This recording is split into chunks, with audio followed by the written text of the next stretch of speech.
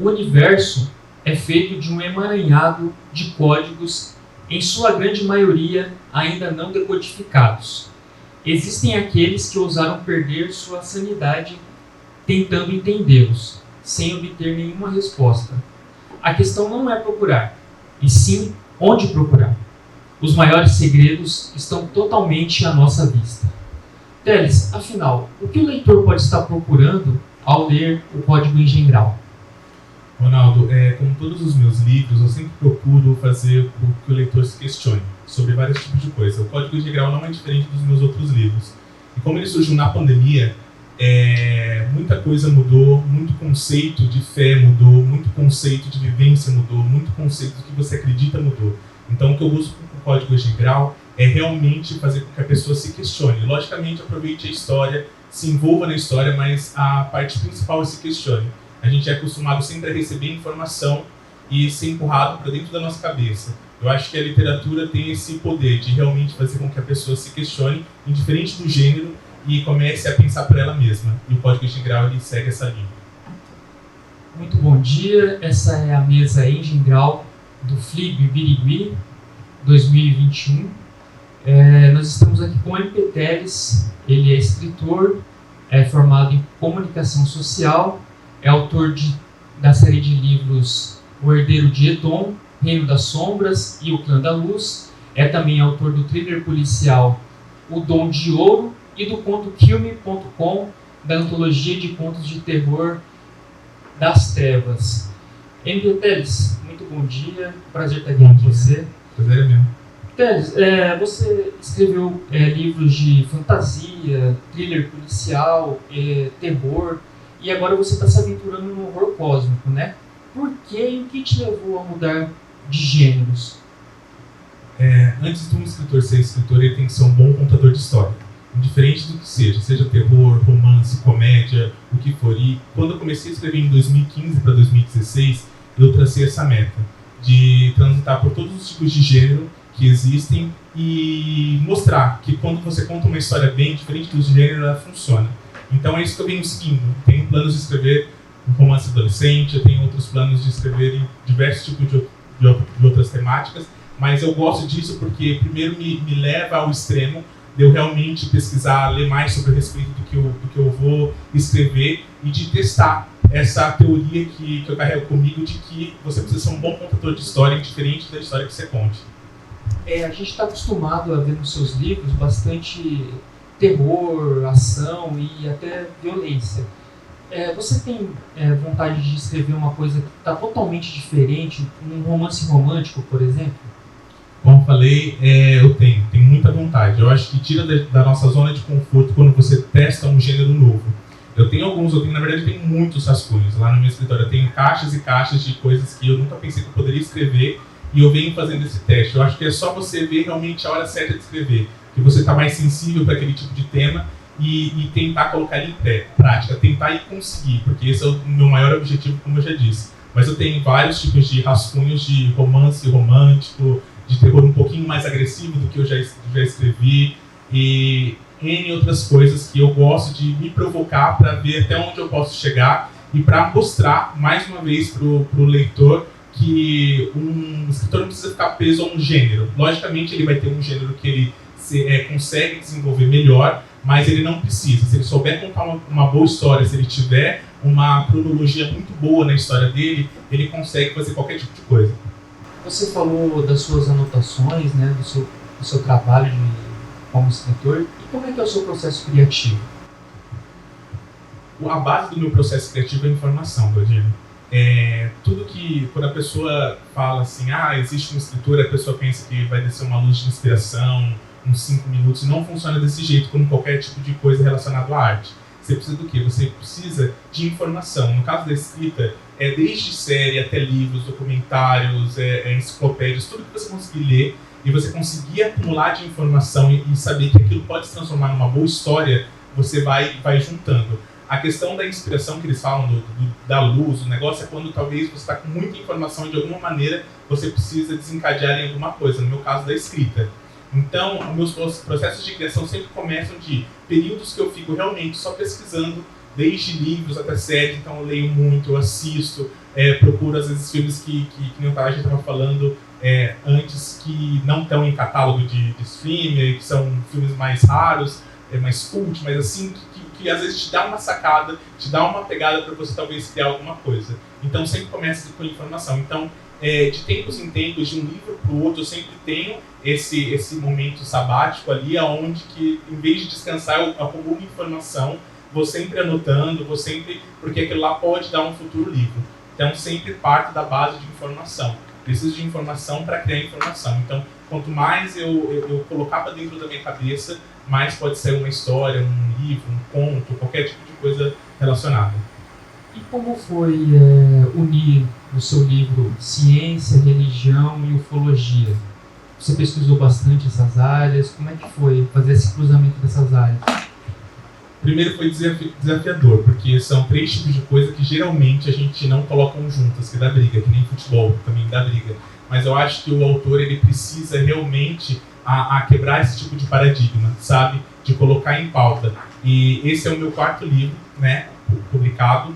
E eu acho que o escritor também tem que ter essa questão da evolução da escrita. Eu comecei com fantasia, amo fantasia, depois eu fiz o conto de horror, depois eu fiz o livro policial, depois eu parti para o horror cósmico. Eu acho que existe uma regra de crescimento tanto na parte da escrita quanto na parte de assunto. E eu achei que era uma época propícia para falar isso, porque, como eu falei, era começo de pandemia, todo mundo estava em casa, todo mundo estava se questionando, todo mundo estava querendo porquês, todo mundo estava mais apto a ouvir alguma coisa diferente, apto a pegar algum tipo de informação diferente. Então é por isso que eu resolvi juntar essas 3 coisas. Foi muito difícil. Foi muito difícil porque eu queria juntar de uma forma de que não prevalecesse nem a ciência, colocar lá no alto, nem a religião, nem a ufologia.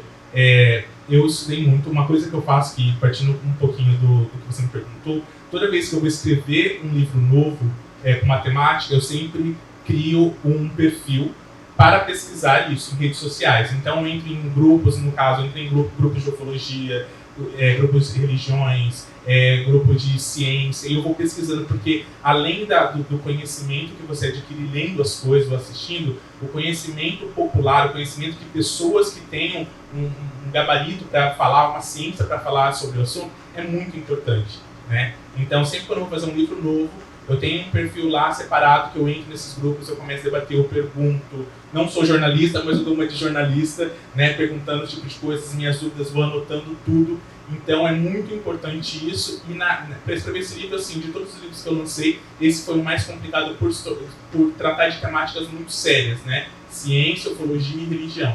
A gente tem uma visão, principalmente da ufologia, que é pouco difundida, de que é uma coisa só, tipo, a gente sempre lembra de Rita Lee, que viu o disco voador, a gente lembra sempre de programas sensacionalistas, mas se a gente for entrar a fundo como eu entrei, tanto na leitura quanto no bate-papo com as pessoas, é uma coisa muito grande. E se eu posso, assim, arriscar até maior do que a própria ciência e a própria religião, porque é um misto dessas duas coisas. Existe uma comunidade gigantesca de pessoas que realmente acreditam, realmente falam que tiveram contatos, têm provas. Eu recebi um áudio de um menino que pediu até para mim não mostrar para ninguém, porque foi tipo um relato de ufologia que você fica tipo arrepiado, sabe? Então existiu bastante pesquisa. Eu estou escrevendo a sequência dele, né? Então eu continuo com as minhas pesquisas, eu continuo lendo bastante a respeito disso daí, e é muito divertido você conseguir descobrir pensamentos diferentes, histórias diferentes e temáticas diferentes. Eu acho que isso agrega, além de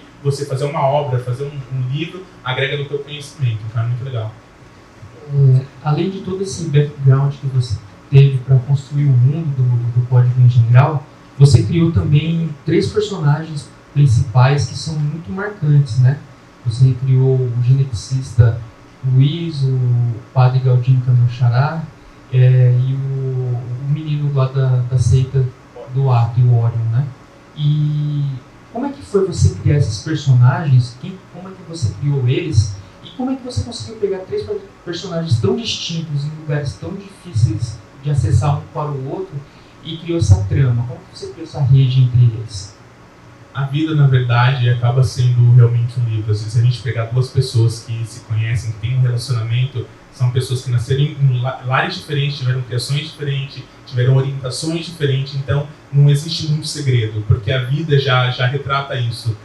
Amigos que se conhecem, que às vezes têm gostos completamente diferentes, um é roqueiro, outro gosta de pagode, ou seja, um veio do Acre, outro veio de São Paulo, então existe isso na vida real.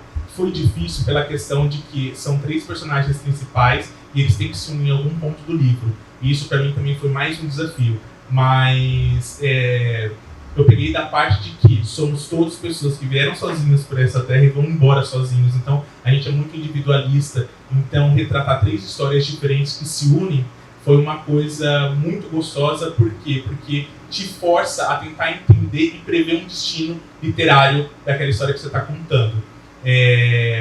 Muitas pessoas me perguntam, sei que você não me perguntou, mas muitas pessoas me perguntam sobre a questão de onde que eu tiro os meus personagens, né?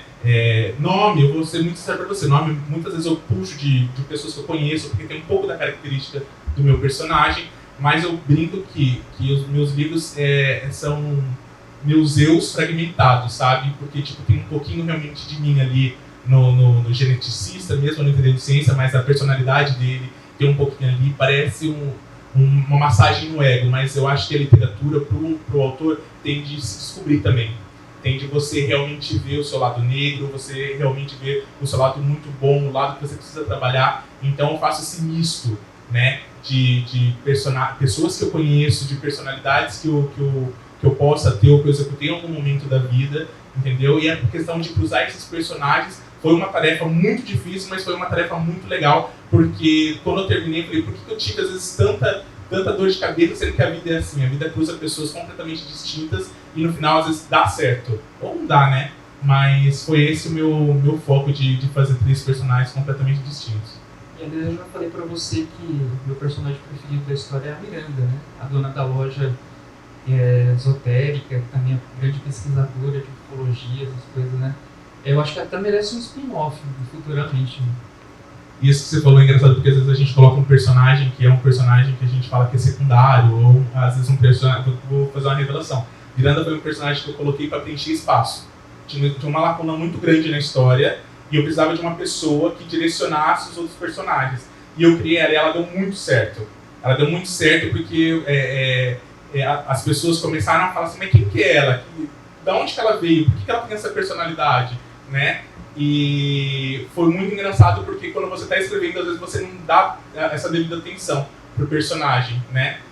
Você simplesmente coloca ele para preencher um espaço, para direcionar um personagem e no final das contas realmente ele se torna grande. Você falou isso para mim, né? Nesse segundo livro, que é a continuação desse daí, eu tô dando um pouquinho mais de visibilidade para ela, porque realmente deu certo isso daí. E é muito interessante isso, às vezes você escreve uma coisa, cria um personagem que parece que não vai dar tanto certo, que é só para dar aquele up na história, e ele se torna um personagem tipo, realmente que faz por merecer aquilo. É muito engraçado daí. Na minha cabeça ela é meio que um ser andrógeno, misturado com o David Bowie e com o John Constantine. Na verdade, que nem você havia falado, a literatura tem também um poder de inclusão, tá? Toda vez que você escreve e cai na mão de outras pessoas, a pessoa começa a ver o que é o normal, mas existe um preconceito, a pessoa começa a ver de uma maneira diferente, porque cria aquela afinidade com o personagem, né? A Miranda, ela é trans, tá? Então, quando eu fui colocar, me veio na cabeça isso, me veio que eu falei assim, poxa, a arte, a literatura tem esse poder de realmente conseguir colocar as pessoas que para a sociedade são assim, mas você começar a criar um vínculo, criar uma normalidade, criar realmente uma visão diferente, entendeu? E eu acho muito divertido isso, muito legal, porque eu lembro que no meu primeiro livro, o meu personagem, tanto que um dos personagens principais desse livro, ele é negro, parece que é uma bobeira falando isso em pleno 2021, mas ainda existe essa questão do preconceito. E eu ouvi um dia, no meu primeiro livro, que é o Herdeiro de Edom, eu ouvi um menino que deu meu original, e no original o meu personagem era negro também. E ele pegou e falou assim, Marcos Paulo, você tem que mudar porque pessoa negra não vende. E isso foi tipo uma facada, porque eu sou negro, né? A gente está no Brasil, e é uma coisa muito... A partir daí eu falei assim, poxa, então a literatura tem esse poder de colocar, não interessa se é vendável, que nem as pessoas falam. A literatura tem esse poder de colocar uma pessoa que está excluída da sociedade no meio de uma história para realmente entrar na mente das pessoas, para realmente a pessoa ver com outros olhos. Então, foi muito legal você ter falado isso por essa razão, entendeu? E isso que eu vejo. Vamos sair do padrão do branquinho, do olhinho claro, ou até da pessoa com as suas próprias escolhas, colocar uma coisa um pouquinho aqui para a sociedade diferente, entendeu? E mudar e gerar essa chavinha, entendeu? Então isso é muito legal dentro da literatura, porque você sim pode fazer crescer uma cultura muito rica, muito boa, que a sociedade tem muito preconceito. Ô Teres, um dos temas do livro é a busca de vida inteligente no espaço, né? Isso daí dá bastante conversa, bastante assunto, porque eu tenho bastante amigos que gostam muito de ciência e eles sempre dizem que a gente precisa buscar vida fora da Terra com base nos elementos que são favoráveis ao surgimento da vida, que a gente já conhece, oxigênio, carbono, mas por outro lado tem pessoas que dizem que pode ter uma vida inteligente totalmente diferente do que a gente imagina. O que você acha dessa discussão? Qual é a sua opinião a respeito disso? A primeira coisa é que a gente é muito, que nem eu falei para você no comecinho, que a gente tem um direcionamento do que a gente ouve, né? Se a gente pegar pelo tipo de literatura de ufologia, se a gente for na ciência não, porque a ciência realmente ela descarta a possibilidade de ter vida fora do planeta, se não tiver os elementos básicos que existem aqui, né? Oxigênio, carbono, como você havia explicado. Mas dentro da ufologia, eles pregam o quê? Eles pregam que, tipo assim, a gente está procurando errado. Peraí, entendeu? Aqui é oxigênio, é carbono, é água, isso que faz a gente, nosso organismo, realmente viver. E lá fora, e se a genética que for diferente? E se eles não precisarem de oxigênio? Até uma coisa que eu falo no livro, uns personagens, na verdade, falam. E se a gente estiver procurando errado, né? Então, acho que, seguindo esse parâmetro, a gente tem que esquecer. A vida na Terra é a vida na Terra. A gente precisa de X coisas para sobreviver. A vida em outros lugares é completamente diferente, entendeu? É a mesma coisa de você pegar duas pessoas de dentro do Brasil e colocar um prato de comida igual, padrão. Uma vai achar muito estranho. Vai falar, gente, eu não como isso aqui. O outro vai falar assim, não, isso aqui é super normal para mim. Se dentro do Brasil, dentro do mundo, a gente tem jeitos diferentes de pensar, paladar diferente, porque fora lá no universo a gente não possa ter também seres que não dependem de oxigênio, de água para sobreviver. Porque se você pegando a teoria de Darwin, todo ser ele se adapta para evoluir, entendeu? Nós se adaptamos dessa forma, entendeu? E outros tipos de seres não vão se adaptar com a situação que existe lá fora. Então é isso que dentro dos meus estudos, conversando com ufólogos, conversando com outros tipos de pessoas que gostam desse tipo de tema, também a grande maioria adere a isso, que a gente não pode seguir esse padrão. A NASA foi num planeta e falou, olha, não tem resquício de água, não dá para ter vida. Será? Vamos começar a repensar nisso, porque acaba sendo um tipo de preconceito. Achar que o nosso padrão de sobrevivência é o padrão de sobrevivência de qualquer lugar. Assim como no Dom de Ouro, o seu novo livro, Código Integral, ele também fala sobre seitas e algumas conspirações, né? Eu vejo que é um tema recorrente assim, nas suas obras. O que te atrai nessas histórias? Assim? É bom, né? É gostoso descobrir que tem coisa nova para ser descoberta. Então, acho que o que me atrai muito é isso, entendeu? Se existe uma coisa sendo camuflada, se existe alguma coisa sendo ocultada, é gostoso você pegar e tentar desbravar isso, tentar criar hipóteses e tudo mais. Então, por isso que existe essa ligação, porque eu acho que o mistério, eu acho que essa questão de você tentar descobrir uma coisa nova, mesmo ela sendo ocultada de você, causa aquela ânsia de querer descobrir mais. Por isso que eu, geralmente, e mexe, eu sempre uso, diferente do gênero, nos meus livros. Isso. Você gosta de assistir e ler livros sobre essa temática? É muito bom. É bom porque te prende, é bom porque te provoca, é bom que além, fora dos livros, você quer pesquisar. Se você está lendo alguma coisa sobre ocultismo, Antigo Egito, se é uma ficção, você pode ir para fora, tentar descobrir isso, Então, acho que é uma coisa que te instiga, que te faz você abrir horizontes e além da obra, tentar aprender. Muitas cenas do Código Integral, elas são de terror. E realmente um medo assim, na pessoa, um desassossego, né? Como é que você escreve essas cenas de terror? Qual que é a técnica que você faz para dar medo no leitor? E você sente medo enquanto você está escrevendo? A técnica é dar medo em mim, dar medo provavelmente na outra pessoa. Então, eu não tenho outro tipo de situação.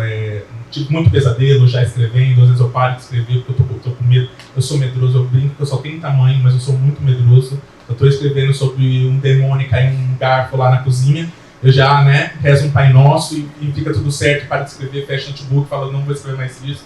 Eu acho que é isso. Eu acho que a gente tem um senso, tem uma fórmula também para você escrever sobre terror, entendeu? Junta um lugar muito grande, uma pessoa sozinha e algum tipo de espírito ou barulho esquisito, você já tem uma fórmula para você desbravar isso. Mas se me dá medo, geralmente dá medo das outras pessoas. Apesar que eu não sou parâmetro porque eu sou muito medroso, né? É um paradoxo, né? Você é um escritor de terror que tem medo. Stephen King tem medo de Ele Dorme com a Luz Acesa. E é o maior escritor de terror que a gente já conheceu. Ou se não é um dos maiores. Ele Dorme de Luz Acesa. Então, não fazendo uma comparação, né? Estou muito longe disso. Mas, se ele dorme com a luz acesa porque ele tem medo de tudo que ele escreveu, imagine eu. E você trata muito de temas, assim, de um terror desconhecido, né? Uma coisa que... E o Lovecraft dizia que esse daí é o maior medo da humanidade, o mais forte de todos. O que você acha? O que é medo para você? A gente tem medo, vou dar um exemplo muito básico, a gente tem medo do futuro. Por que a gente tem medo do futuro? Quando você pergunta a uma pessoa, você quer ir para o futuro ou você quer voltar para o passado? Para tentar arrumar alguma coisa, a pessoa fala, quero voltar no passado para tentar arrumar. Porque o passado você tem um controle, tudo que você tem um controle muito concreto, que você já viu passar, você está enxergando aquilo, você pode correr, você pode dar um tiro, você pode dar uma paulada, é um medo, mas é um medo que você consegue agir. O medo que você não consegue ver um espírito, algum tipo de força sobrenatural que você não consegue ver, que você fica à deriva disso, te dá muito mais medo, entendeu? Porque você não tem como se defender. Então eu parto disso, entendeu? Quando você não consegue ver, quando você não consegue mensurar, você tem muito mais medo porque você se sente realmente insignificante. Igual a pandemia, mostrou que a gente é um nada. É um vírus que a gente não consegue enxergar, que a gente não consegue presumir se a outra pessoa tem ou não, se está inativo, se não está, então isso dá um medo. Então a própria pandemia mostrou isso. Se a gente não vê, a gente tem muito mais medo, a gente fica muito mais recluso, entendeu? Você falou do Stephen King, quais são os escritores que te influenciam? E outros artistas de outras áreas? Olha, eu vou partir de a lista é grande, mas eu vou partir dos básicos ali que eu gosto, leio, releio, né? Tem a J.K. Rowling, que a humanidade é apaixonada por ela. Alguns não são, por conta de uma coisa ou outra, mas, enfim, eu levo em critério a escrita dela, o trabalho dela. Tá? Desenvolver muitas coisas. Não na personalidade. Eu aprendi com o tempo a discernir isso, sabe? O profissional do pessoal. E C.S. Lewis, que foi um dos primeiros livros que eu li, que foi Crônicas de Nárnia, partindo pro Stephen King também. É uma ótima referência. André Bianco, que eu estava conversando com você antes, né? O Rafael Montes, que é um escritor que mostrou que sim, a literatura de ficção, a literatura policial pode ser incrivelmente grande, entre outros. Eu acho que cada escritor você consegue pegar alguma coisa. Às vezes é na escrita, às vezes é na trama, às vezes é como aborda. Então são inspirações que a gente consegue pegar de um para o outro. Teles, infelizmente o nosso tempo já está acabando, né? Quero agradecer você aqui por ter participado do FLIB, né? Muito obrigado pela conversa, pelo conhecimento que você trouxe para a gente. Eu que agradeço, Galdino, e a gente se vê talvez no próximo lançamento. Com certeza. Muito obrigado a vocês que assistiram a essa mesa em Gingral, e fiquem aí com a FLIB, temos um monte de eventos aí, participe. Muito obrigado. Obrigado.